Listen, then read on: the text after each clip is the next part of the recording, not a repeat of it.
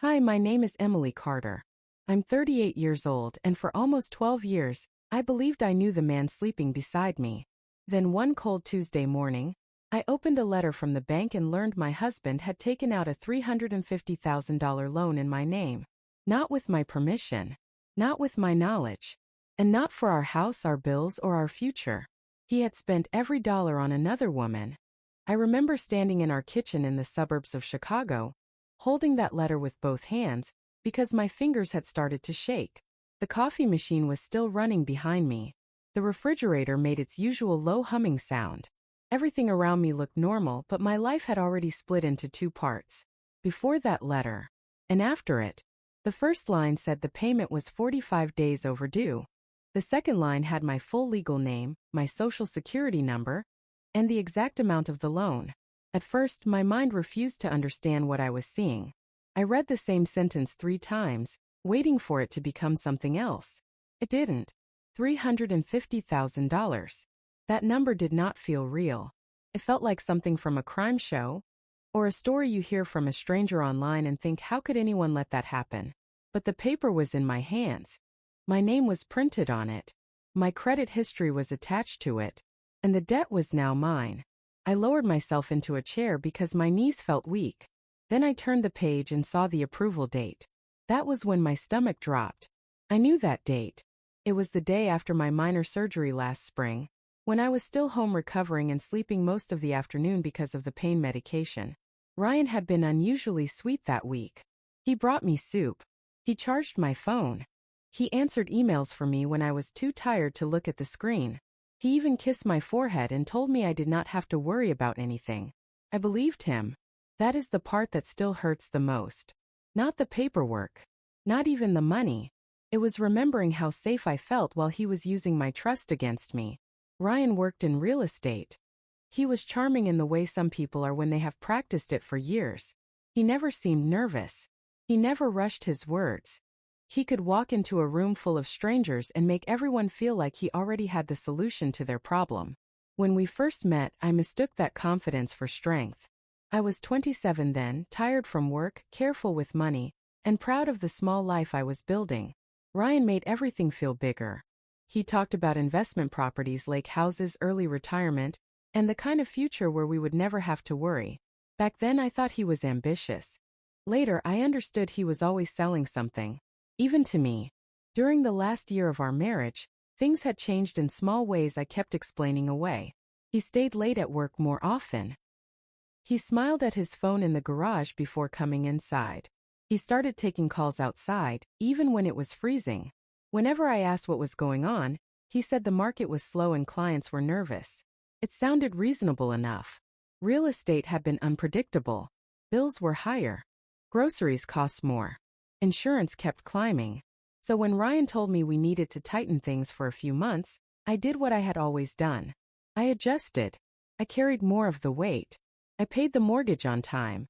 I covered the utilities. I picked up extra administrative shifts at the medical clinic where I worked as an office manager. He thanked me every time. That was another thing that fooled me. Ryan knew how to make sacrifice feel like partnership. He would leave folders on the dining table with printed charts, property listings, and financial projections. Sometimes he circled numbers in blue pen, as if he wanted me to see how hard he was working. I never studied them closely. I was tired. I trusted him. And somewhere deep down, I was afraid that asking too many questions would turn our quiet problems into something real. So I let myself believe him, until that bank letter made believing impossible. After reading it, I opened my laptop and pulled my credit report. My hands were still shaking, and the password took me 3 tries. The page loaded slowly, like it knew it was about to show me the truth. The loan was there. But it was not the only thing. There were 3 hard credit inquiries I had never approved, 2 new accounts I had never opened, and 1 mailing address I had never seen before. Naperville, Illinois. 40 minutes from our house. I copied the address and searched it online. A luxury apartment complex appeared on the screen. Glass balconies. A fitness center. A pool. A rooftop lounge. It was the kind of place Ryan used to point at when we drove through nicer neighborhoods and say someday we should invest in buildings like that. For a moment I tried to find an innocent explanation. Maybe it was a client's address. Maybe it was connected to a property deal. Maybe the bank had mixed up records somehow. Then I found the receipt. It was buried in our shared cloud storage under a folder named Tax Documents. Ryan must have uploaded it by accident. Or maybe he had become so used to lying that he no longer bothered to hide things carefully. The receipt was for furniture. A velvet sofa. A glass coffee table. A queen-size bed frame. 2 nightstands. A delivery fee. A setup fee. The delivery address was the same apartment in Naperville. The name on the order was not mine. It was Vanessa Miller. I stared at that name for a long time. It looked ordinary, almost harmless, but something about it made my skin go cold because I had heard it before. Not from Ryan directly, not in a normal conversation. I had seen it months earlier on a notification that flashed across his phone while he was in the shower. At the time I asked who Vanessa was. Ryan said she was a client going through a divorce. He said she was emotional, difficult, and needy. Then he laughed softly and told me I was cute when I got jealous. I had hated myself for asking. Now I hated myself for stopping. I opened Vanessa's social media profile with a feeling I can only describe as dread. Her first public photo showed her standing in a bright apartment, wearing a cream sweater and a gold necklace with a tiny key pendant. My breathing changed before my mind caught up. Ryan had given me a necklace just like that on our anniversary. He said it represented the home we had built together. I had cried when he gave it to me because I thought it meant he still saw us as something worth protecting. Vanessa was wearing the same symbol in another home. A home paid for with money stolen under my name. Then I looked closer at the background of the photo. On the glass coffee table beside her sofa, there was a silver watch with a dark leather band. I knew every scratch on that watch. I had bought it for Ryan 3 Christmases earlier, after saving for 2 months because he said he wanted something classic. That was the moment the story stopped being about a loan. It became about a second life, a second home, a second woman. And somehow every single piece of it was tied back to me. I sat there in the kitchen staring at that photo while my phone buzzed on the table. Ryan had sent me a message asking if I could transfer money for the electric bill before noon. For several seconds I could not move. Then another notification appeared. It was from the bank. They were starting legal collection procedures in my name. The message from the bank made everything inside me go quiet. Not calm, quiet. There is a kind of fear that does not make you scream. It makes your body become very still because one wrong move feels dangerous. I stared at the screen while Ryan's text sat above the bank alert, almost insulting in its timing. He wanted money for the electric bill. The bank wanted payment on a loan I never took. And somewhere in Naperville, another woman was sitting inside an apartment furnished with my financial future. For a few minutes I did nothing. Then something colder than panic moved through me. I opened a blank document on my laptop and started writing down everything. Dates, amounts, account names, addresses, credit inquiries, Vanessa Miller, Ryan's watch, the furniture receipt. I did not know what I was building yet. I only knew I needed proof before he knew I knew. That thought scared me more than the debt. Until that morning, Ryan had always been my husband, even during the hard months. Now he became someone I needed to investigate. Every shared password felt like a door. Every old statement felt like a clue. Every normal memory suddenly had a second meaning underneath it. I started with our checking account. At first, nothing looked unusual. Mortgage payments, grocery stores, gas stations, insurance, the ordinary little footprints of a married life. Then I searched for transfers over $1,000, and the screen changed the shape of my marriage. There were payments to a business account called V.M. Interiors. The first transfer was 7 months earlier. Then another. Then 4 more. Each one was labeled as a consulting expense. Ryan had told me those were staging costs for properties. He said sellers paid him back after closing. I remembered nodding while packing my lunch, half listening because I was late for work. That memory made my throat tighten, because he had not hidden the lie in darkness. He had placed it in front of me. He counted on my exhaustion to protect him.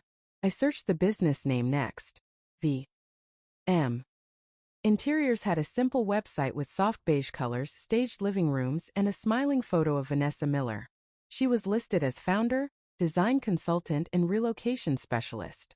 Relocation specialist. Those two words stayed with me.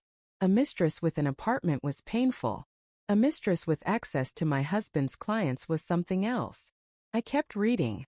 Her company offered private leasing support, furniture planning, and confidential home transitions for high-net-worth clients. The language was polished but strange. Too careful. Too vague. It sounded less like decorating and more like hiding people in expensive places. Ryan had always worked with clients who were divorcing, downsizing, or moving quietly after business deals. I used to think discretion was part of his job. Now I wondered how many secrets he had helped build before he built his own. Then I found her client gallery. Most photos were harmless. Sofas, kitchens, bright bedrooms. But one picture made my hands freeze over the keyboard. It showed the same Naperville apartment before it was fully decorated. Cardboard boxes stood near the wall. A man's reflection appeared faintly in the balcony glass. Not clear enough for anyone else. Clear enough for me. Ryan was wearing the navy jacket I had bought him for a conference in Dallas. The date under the photo was 3 weeks before the loan appeared on my credit report. That meant the apartment existed before the money was approved. Which meant the loan had not been a sudden mistake. It had been a plan. My phone buzzed again, but I did not check it. I was too busy opening every shared folder we had. Taxes, insurance, mortgage documents, medical forms, things married people collect because life becomes paperwork after a while. Inside a folder marked home warranty, I found a scanned copy of my driver's license. That alone was not strange. What made my blood turn cold was the file beside it. It was a signed loan authorization form. The signature looked like mine at first glance. Same curve on the E, same long line at the end. But I knew immediately it was not mine, because there was one small mistake Ryan would never have noticed. He used my married signature. On financial documents, I always sign with my full middle initial. Ryan had copied the version I used on birthday cards and grocery receipts. He had known me well enough to imitate me, but not carefully enough to become me. For the first time that morning, I almost smiled. Not because anything was funny, because he had made a mistake. I saved the file to a private drive. Then I emailed copies to a new account Ryan did not know existed. After that, I took screenshots of Vanessa's profile, the apartment address, the receipts, and every transfer to her company. By noon, I had built a folder called Evidence. By 1, Ryan sent another text. This time, he said he was coming home early. I looked around the kitchen and realized the bank letter was still on the table. The laptop was open. My hands were shaking again, but not from shock anymore. I had only minutes to hide what I had found. Then, right before I closed the browser, one last search result loaded under Vanessa's name. It was a county record. Vanessa Miller had filed for a business license 2 years earlier, and the emergency contact listed on the form was my husband. Ryan came home 23 minutes after that county record appeared on my screen. I remember the sound of his car in the driveway. Normally, it was just another familiar noise in the background of my life. That day, it sounded like a warning. I closed the laptop, slid the bank letter under a stack of grocery coupons, and forced myself to stand at the sink with a glass of water in my hand. My face in the window reflection looked almost normal. That frightened me more than I expected. 4 years, I had believed honesty showed on people's faces. I thought guilt made people nervous, and lies made their voices shake. Then Ryan walked into the kitchen carrying his leather work bag, kissed the side of my head, and placed his keys on the counter like he had not just buried me under a fake loan. He looked relaxed. Not perfect, but relaxed. There was a thin line of tiredness around his eyes, the kind he used whenever he wanted sympathy. A few months earlier, I would have asked about his day. I would have offered coffee. I might have rubbed his shoulders and believed the weight he carried was for us. Now I noticed everything. His watch was not on his wrist. The pale mark where it usually sat was still visible. He said he had a rough morning and asked if I had paid the electric bill. I nodded without answering too much, because I did not trust my voice yet. Then I watched him open the refrigerator, pull out leftover chicken, and act like a man whose biggest problem was hunger. That was when I understood something important. Ryan did not think I was stupid. He thought I was loyal. To people like him, loyalty is better than ignorance. A loyal person will explain away what she sees. She will give the benefit of the doubt until it becomes a cage.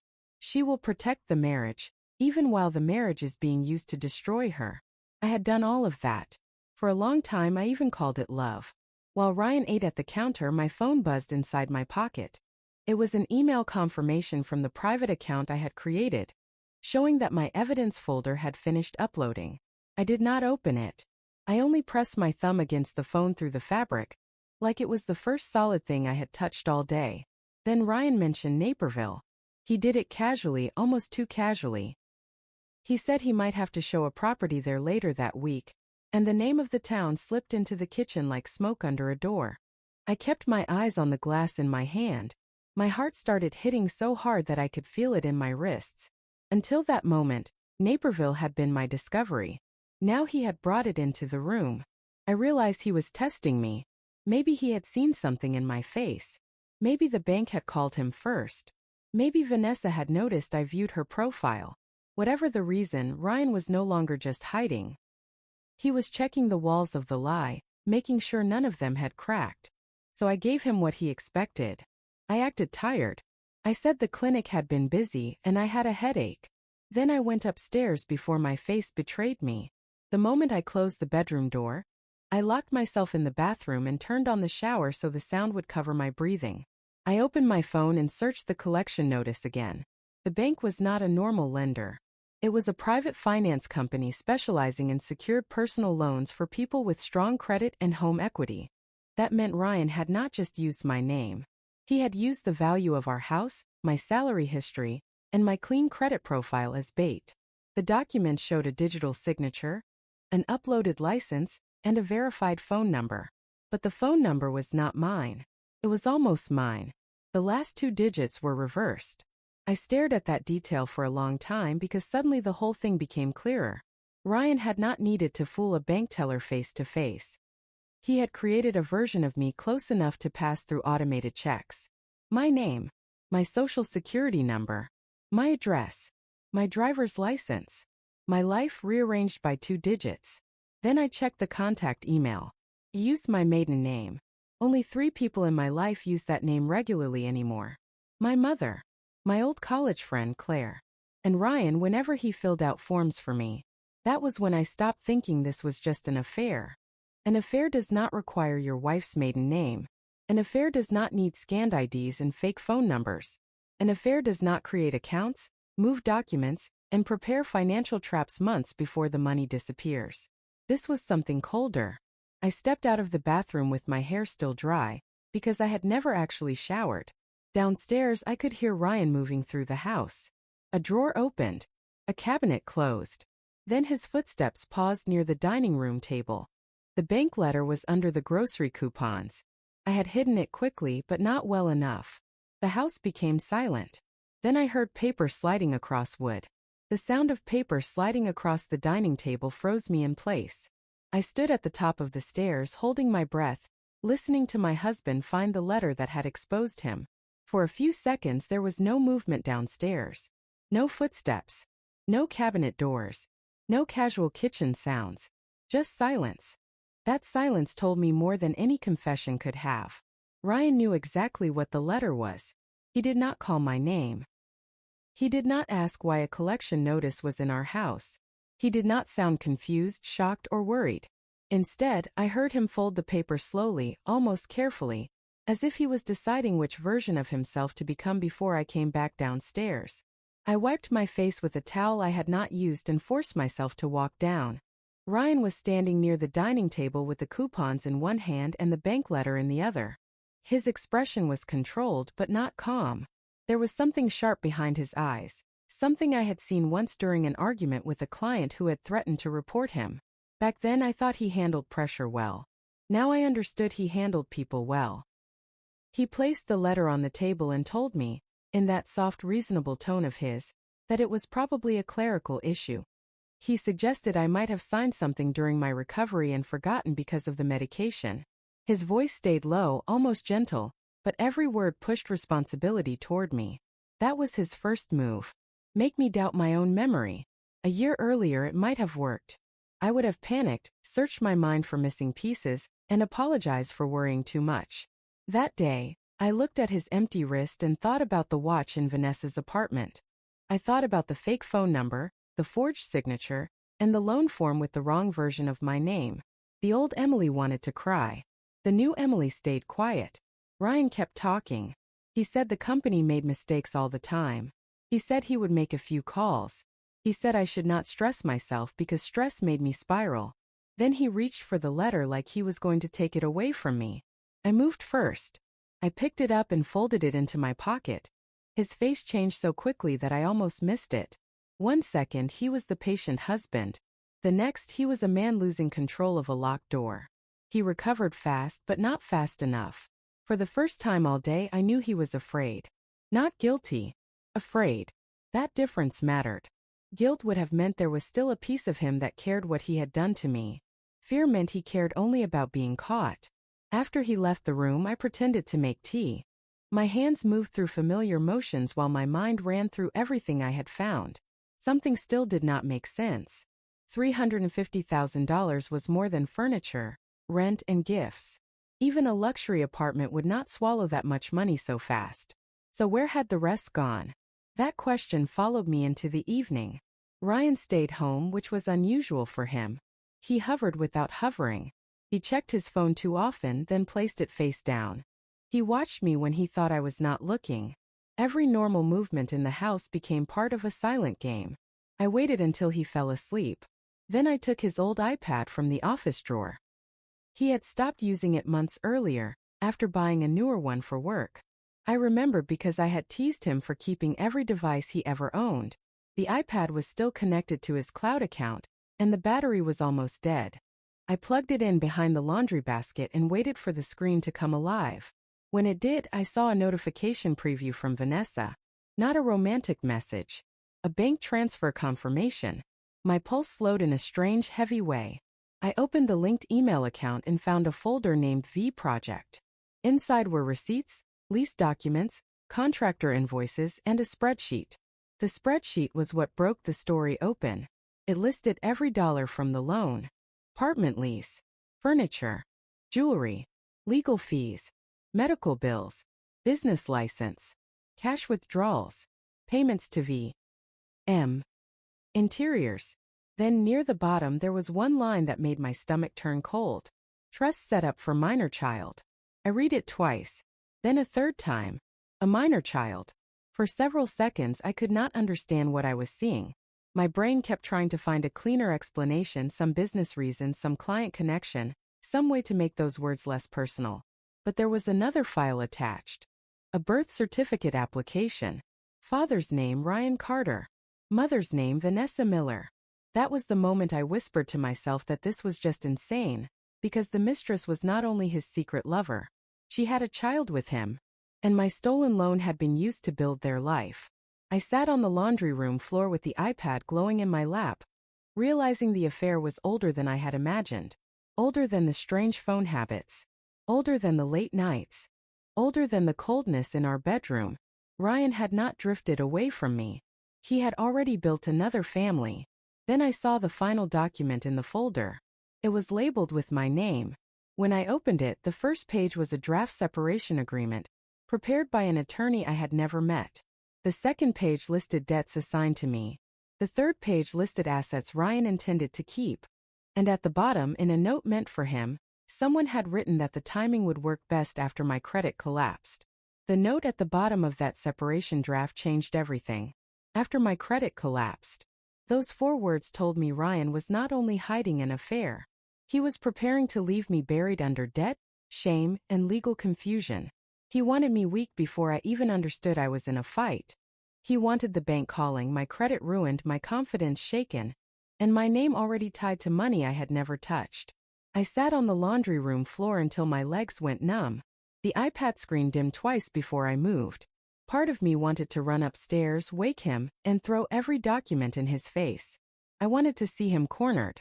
I wanted 1 second of honest fear from the man who had smiled through my trust like it was something he owned. But the draft agreement stopped me.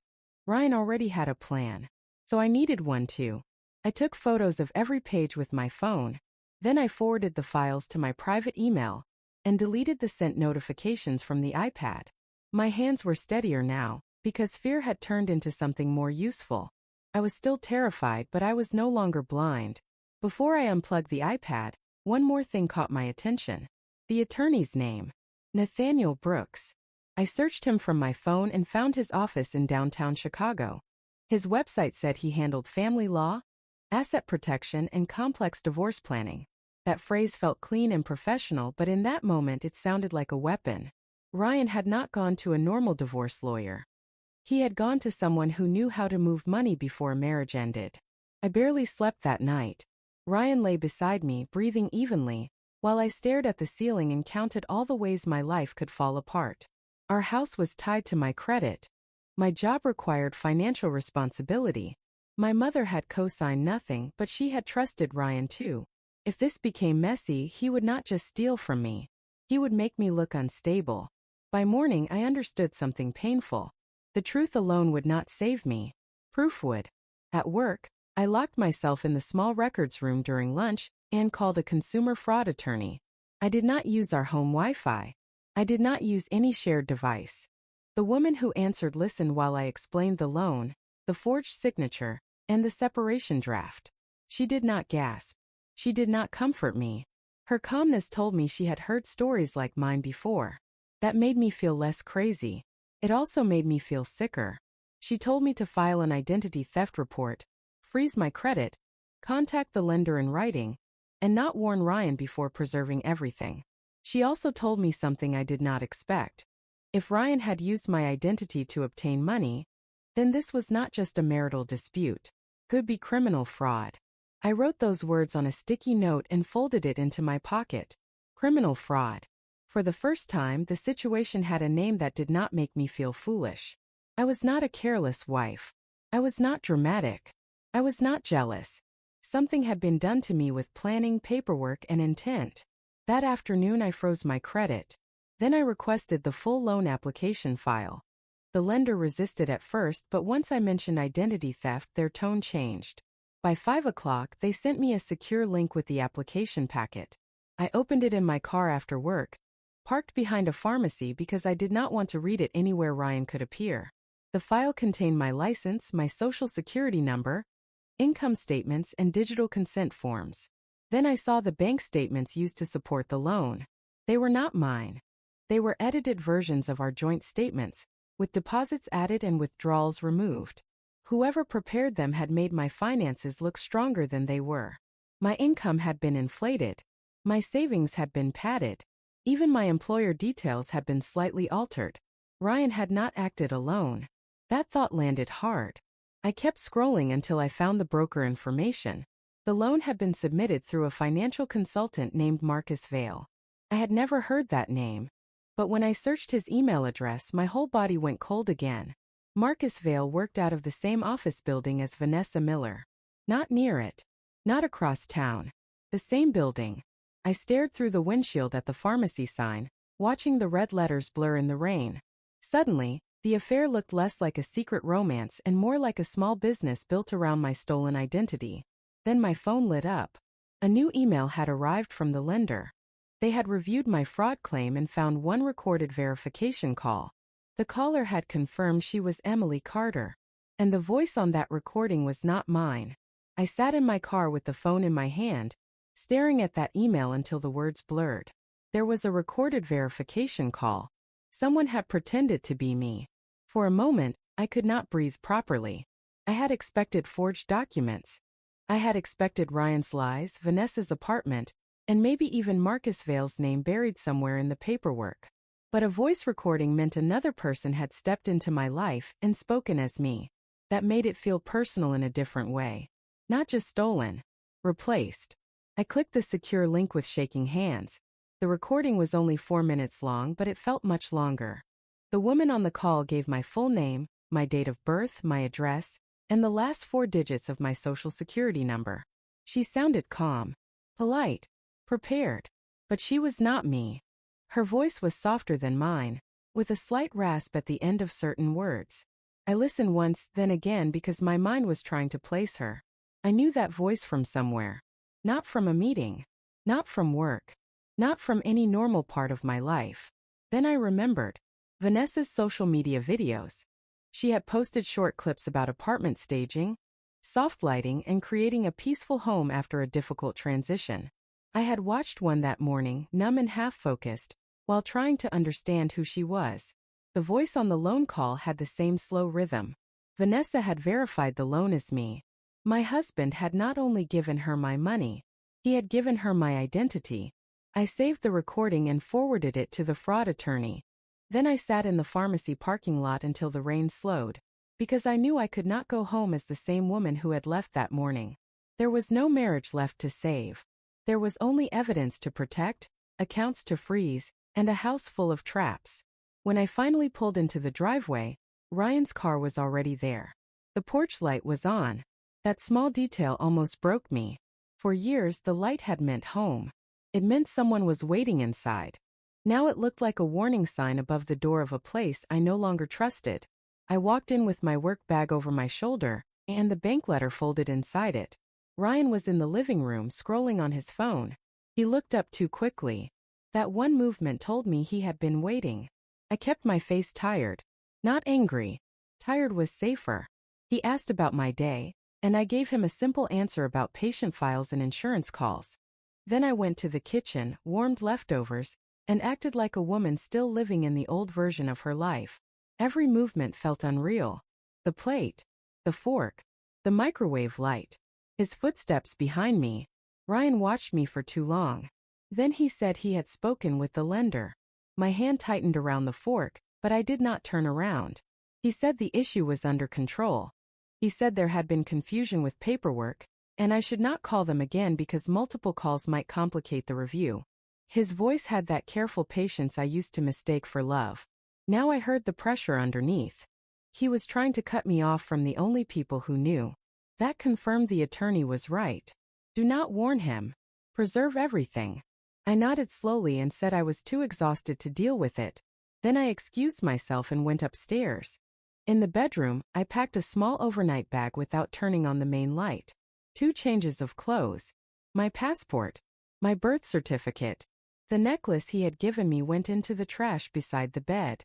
I did not slam it. I just let it fall. That felt better. At 11:30, Ryan went to shower. I used those 7 minutes to take his old iPad from the laundry room and hide it inside my bag. Then I texted Claire, my college friend, from the bathroom with the fan running. I told her I needed to stay with her that night. I did not explain why. She answered immediately. I drove away 12 minutes later, with my headlights off until I reached the end of the street. My hands were steady on the wheel, but my chest hurt so badly that I had to keep swallowing to stay focused. I expected Ryan to call. I expected him to notice. He did not. That silence was worse. At Claire's apartment, I sat on her couch while she made tea I never drank. I opened the evidence folder and showed her the loan, the apartment, the recording, the birth certificate, and the separation draft. By the time she saw the note about my credit collapse, her face had gone pale. Then she pointed at one document I had almost skipped. It was the trust setup for the child. There was a second trustee listed. Not Ryan. Not Vanessa. Marcus Vale.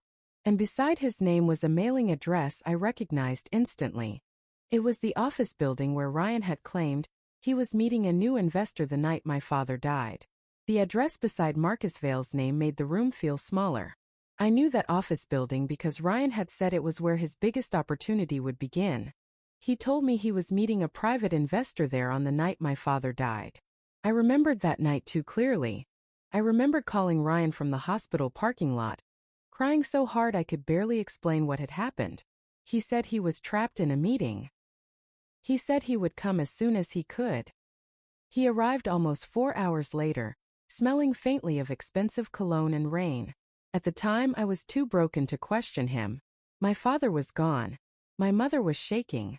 The hospital lights were too bright, and every chair in the waiting room felt like it belonged to another life. Ryan hugged me when he finally arrived, and I let myself collapse against him because grief makes you desperate for anything solid. Now I understood that even that night had been touched by his lie. Claire sat beside me without saying much. She had known Ryan for years, and I could see the shock moving across her face in slow waves. She kept looking from the trust document to the separation draft, then back at me like the pages might rearrange into something less cruel. They did not. By morning I had not slept at all. Claire drove me to the fraud attorney's office because I did not trust myself behind the wheel. The building was quiet, polished, and cold. Everything smelled like coffee, paper, and money. I placed my folder on the conference table and watched the attorney read through the documents one by one. Her face stayed controlled. That scared me at first. Then she looked at the forged signature, the altered bank statements, and the verification recording. She explained that we needed to move quickly. Not emotionally, not dramatically, quickly.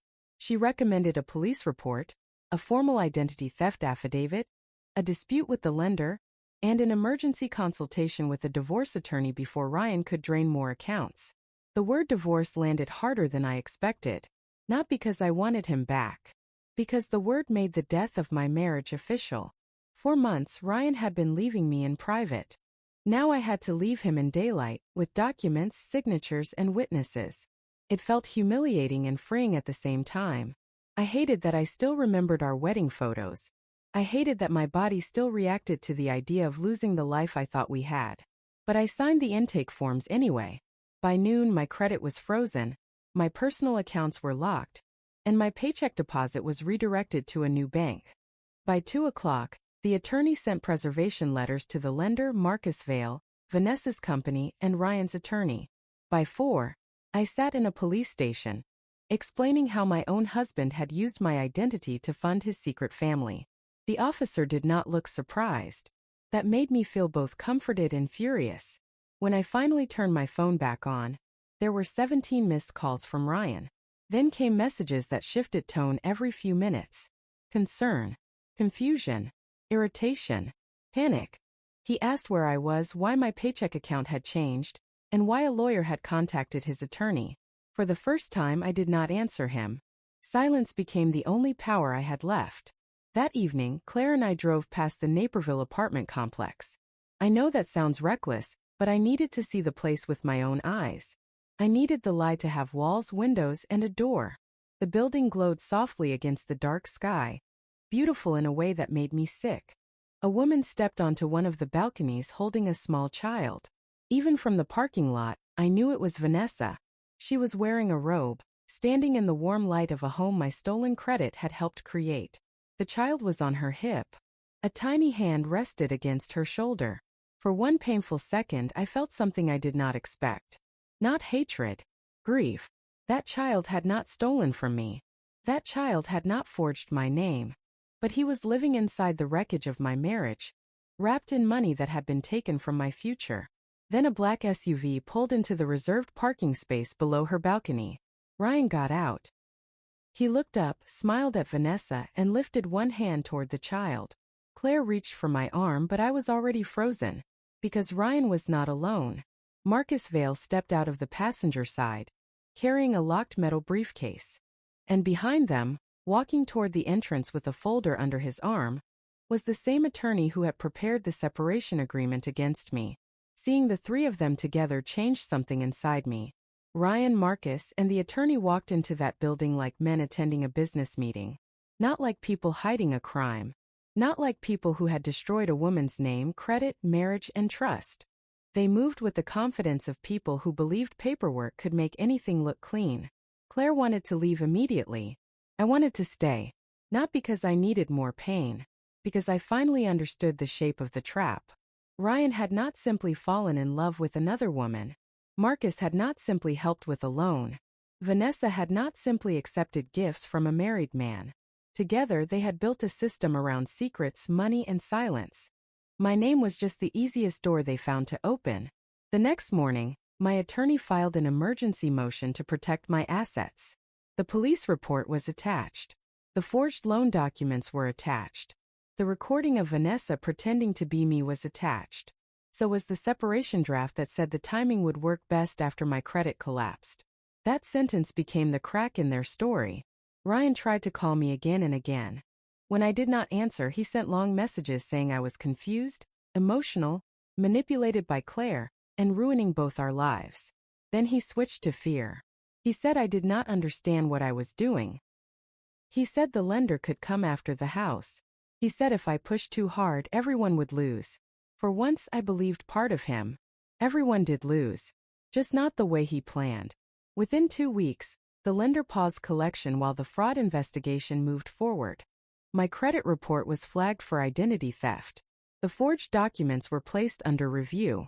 Marcus Vale's license came under investigation after the altered bank statements were traced back to his office system. Vanessa's company shut down its website 3 days later. That small detail told me more than any apology could have. Ryan finally agreed to meet through attorneys. I saw him in a conference room with glass walls, wearing a suit I had ironed many times during our marriage. He looked smaller there. Not weak exactly, just less magical, less convincing. Without my trust wrapped around him, he was only a tired man with expensive lies. He did not apologize. He said things had gotten complicated. That word almost made me laugh. Complicated was missing a flight. Complicated was a delayed insurance claim. Complicated was not forging your wife's signature, stealing her identity, and preparing to abandon her under a mountain of debt. I did not raise my voice. I did not cry in front of him. My attorney slid the evidence packet across the table, and Ryan looked at it like paper could suddenly become fire. When he saw the recording transcript, his face changed. When he saw the note about my credit collapse, he stopped pretending he did not know. That was the first honest moment he gave me. Not a confession. A silence. The divorce took months. The criminal case moved slower than I wanted. Real life does not end neatly after one dramatic confrontation. There were forms, interviews, frozen accounts, court dates, and nights when I woke up convinced I had missed another hidden account. But slowly the ground came back. The loan was removed from my credit responsibility after the fraud review confirmed I had not authorized it. The lender pursued the people connected to the application. I sold the house because I could no longer sleep inside walls that remembered his voice. With my part of the protected proceeds, I rented a small apartment near my clinic. It had old floors, loud pipes, and morning light in the kitchen. For the first time in years, everything in that place was mine. One evening, while unpacking boxes, I found a photo from our anniversary. I was wearing the key necklace and smiling like a woman who believed love made her safe. I almost threw it away. Instead, I placed it in an envelope with copies of the first bank letter and locked both in a drawer. Not to punish myself. To remember the moment I stopped ignoring what my body already knew. I used to think betrayal began when someone touched another person. Now I know it often begins much earlier. It begins when small lies are forgiven too quickly, when questions feel inconvenient, when loyalty becomes silence, when a woman mistakes being needed for being loved. Ryan did not destroy me with one signature. He almost destroyed me because I had been taught to protect the marriage before protecting myself. That is the part one carry now. Not with shame, with clarity. Months later, I saw Vanessa once from across a courthouse hallway. She looked tired, holding a folder against her chest, with no necklace on her neck. I felt no victory, only a strange quiet sadness for every person who had mistaken stolen comfort for a future. As for Ryan, I do not know what story he tells about me now. Maybe he says I overreacted. Maybe he says I ruined him. Maybe he still believes he was the victim of consequences. But I know the truth. The day I opened that bank letter, I thought my life was ending. I was wrong. That was the day my life finally stopped belonging to a liar.